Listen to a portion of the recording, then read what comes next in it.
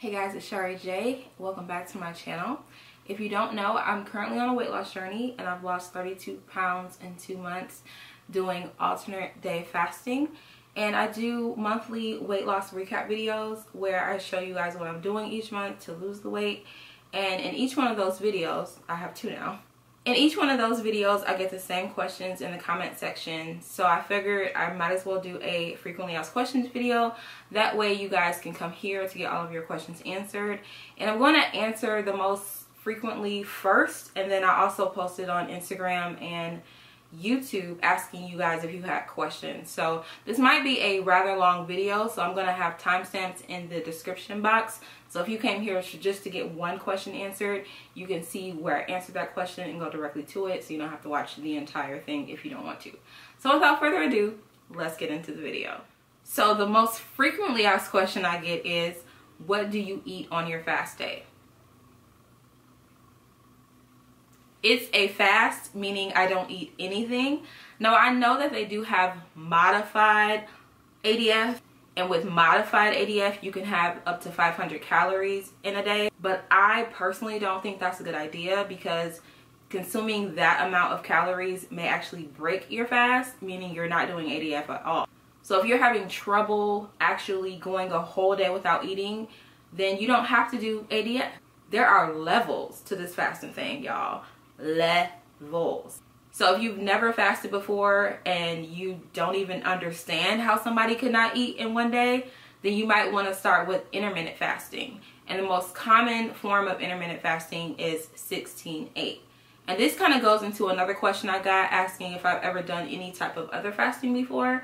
And I actually touched on this in my first video. I'll post it in the cards and down below as well.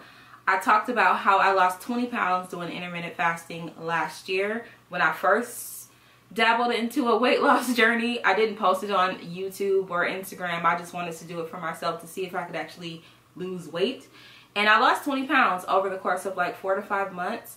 And I did 16-8. With 16-8, you eat your first meal at noon and your feeding window is from like noon to 8 p.m. And then you don't eat anything after 8 p.m. And if you do that and you feel like you got that down pack, you see you lost a couple pounds and you wanted to like increase that, then you can go ahead and shorten your feeding window. You can also do OMAD, which is 1 meal a day. And basically, you know, that's just 1 meal you have and you see if you can handle that. And then you can level up to alternate day fasting. But I don't think you should go from 0 to 100 because, again, if you've never fasted before and you eat 3 large meals or 6 small meals in a day, it's gonna be hard to just not eat at all. So it's levels to this fasting thing, y'all. Don't think you have to go from 0 to 100 and then you're like, why can't I do it? You have to graduate, okay? Like, just calm down. It's gonna be okay. There's other methods. ADF is not the only one. The other question that I get all the time is, what do you drink on your fasting day? And I just drink water and lemon. I know some people like to drink sparkling water because it has like that the fizzies that everybody like. I don't particularly care about that unless I'm drinking like a pop and I want a carbonated drink. But I'm just not into drinking like a carbonated drink without no flavor. So, and I know they have like those flavor sparkling drinks. I'm just not a fan. So I just drink water and lemon.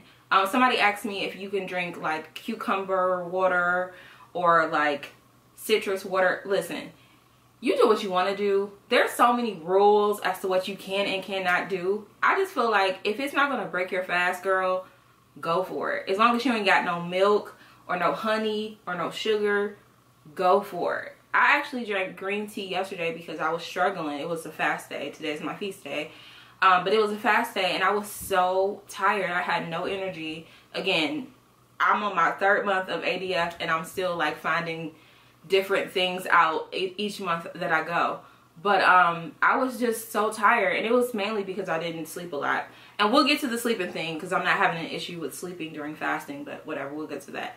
But I was just like tired. So I drank some green tea and oh my God. I had so much energy after that little, I think it was a 16-ounce glass of green tea that I had. It was actually 8 ounces, but I filled it up with ice so it melted a little bit and it was like a 16-ounce drink. But it was delicious.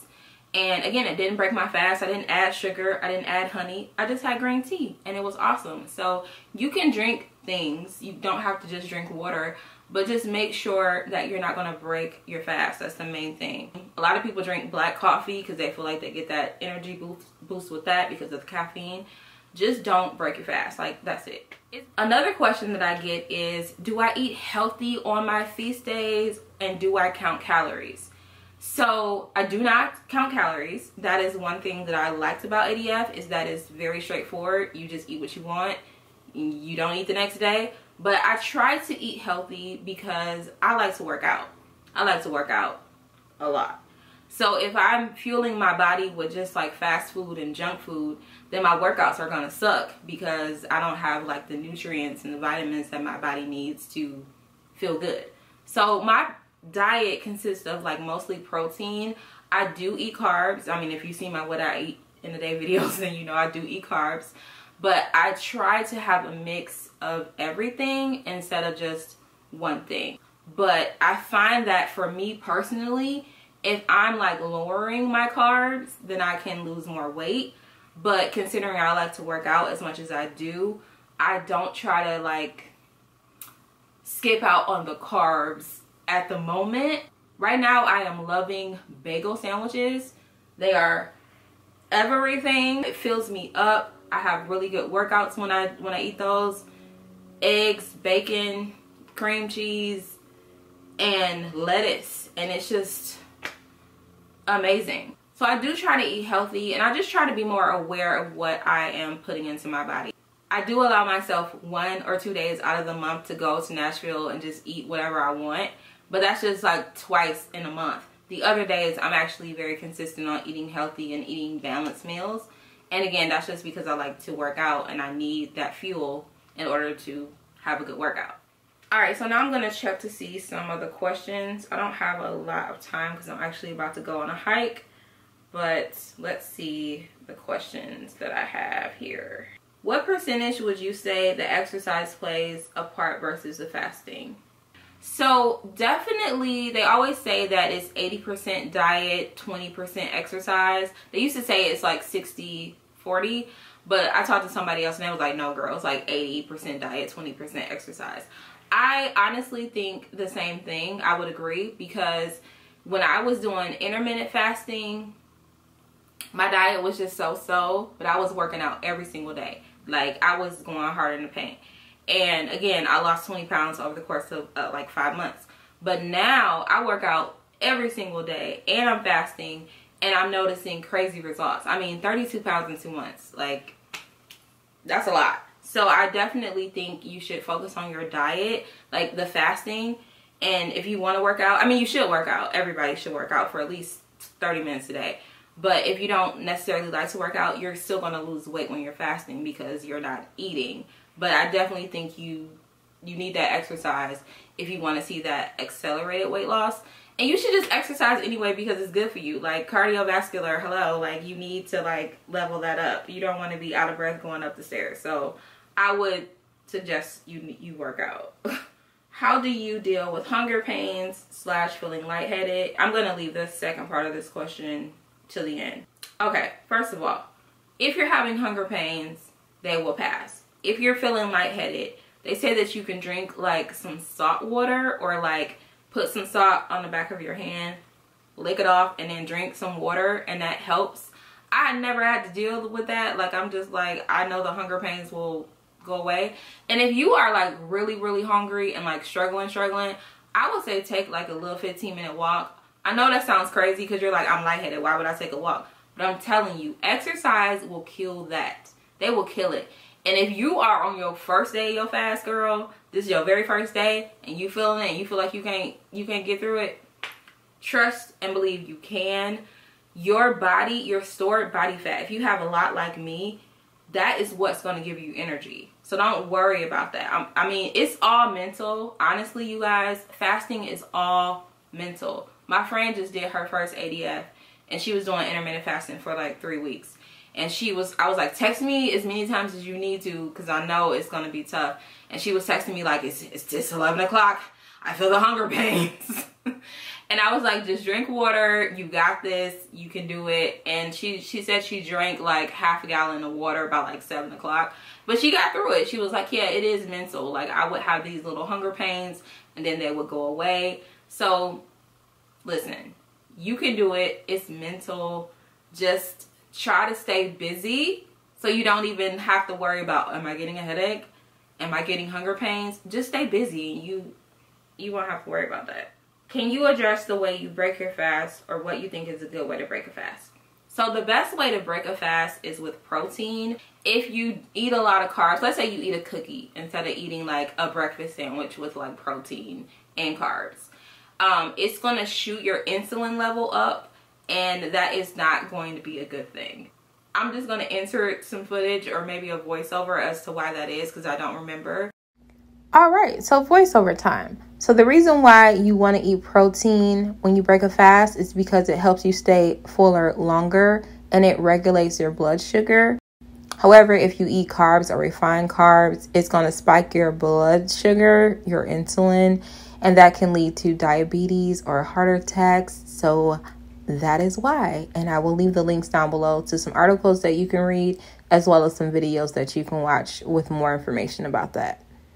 But yeah, you're supposed to break your fast with protein. How often do you exercise? Do you always... Okay. I exercise every single day. I think I mentioned that already. I like to walk, and I'm also doing strength training at the moment. All right, I'm back with another voiceover. This will be my last one, I promise. I just wanted to interject here and tell you guys about my walking, because I mentioned I walk a lot, but I just want to be very clear. I don't do a leisure walk. I am walking fast, and sometimes I use wrist weights as well, and that's because I like to keep my heart rate above 140 beats per minute. So I'm making sure that I'm in the fat burning heart rate stage, and I try to keep it between 140 and 160. Sometimes it goes up to 170 if I'm like going up some hills or something like that. But I just want to let you guys know that I don't do a leisure walk. It's okay to do a low intensity walk every now and then, but you want to make sure that you are getting your heart rate up so you can burn that fat. And I will leave some links down below with more information on this as well. Okay, do you still have trouble sleeping on your fasting days? No, thank God. I think the way I cured this was I actually stopped taking naps on my feast day. It was difficult because I would literally only sleep like 2-3 hours on my fast day, but I would just stay awake. And once I started staying awake on my feast day, then I was able to sleep on my fasting days. It took me a couple of days to get it figured out, but yeah, that's good. And right now my sleeping pattern is just all messed up due to like time management. I'm trying to work on it. Like I said, yesterday I had a full night's sleep, which was great, but I'm still a work in progress because my time management is just awful, but it's getting better this week. I'm actually making progress. Okay, and then this is the most asked question lately. How long term will this solution be for you? Do you see this being a sustainable lifestyle for the rest of your life? So those questions I can't really answer right now because I don't know. I'm just in my 3rd month. I'm like in the middle of my 3rd month, so I'm not even halfway to my goal yet. I'm close to it, but I'm not there yet. But I've watched other videos of people who've been doing this for a while. Some people who have reached their goal weight and, you know, they're still doing it for the rest of their life. I wouldn't mind doing this like for the rest of my life because I like the way I feel when I'm fasting. But more importantly, I think that when you get to your goal weight, people stop doing ADF. Like, instead of you like eating one day and not eating the next day, they'll do it for like 2 or 3 days out of the week. So I think it's called like 4-3, where you eat 4 days and you don't eat 3 days. And it's like, it's a number of different things you can do. Some people do intermittent fasting after they reach their goal weight. Me in particular, I'm not sure exactly what's going to work for me because I plan on powerlifting after I reach my goal weight. That's what I ultimately want to do. And I know I'm going to need a lot of calories in order to do that. So I'm not sure. I mean, I'm sorry, I can't answer that for you right now. I have a long way to go. I'm going to be documenting my experience each month, so we'll get to that point eventually. But I think that's it for this video. I think I covered everything. If I didn't answer a question that you were curious about, just leave it down below in the comments and I will go ahead and answer that, and I'll put that in the description box as well if you guys had another question. But I hope you guys enjoyed this video, and I'll talk to you guys in the next one. Bye.